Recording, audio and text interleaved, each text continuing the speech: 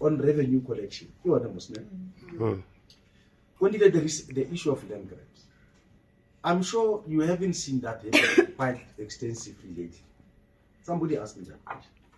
The reason is we are working very hard to make sure that no longer our people are going to lead us in terms of getting where they should stay, but we must lead them. And in order for us to be able to lead our people to have where they should go and stay, we must access land. And part of accessing land is to talk to rural development to give us land, public works to give us land, and what else? Housing, human settlement in the province, as well as purchasing land from our side, so that we must locate our people properly. And the danger is that if we don't do so, when it's not raining, our people just take any land that they see empty, and when it rains, only to find that that land was left because it's actually a hollow or a waterlogged land or a wetland.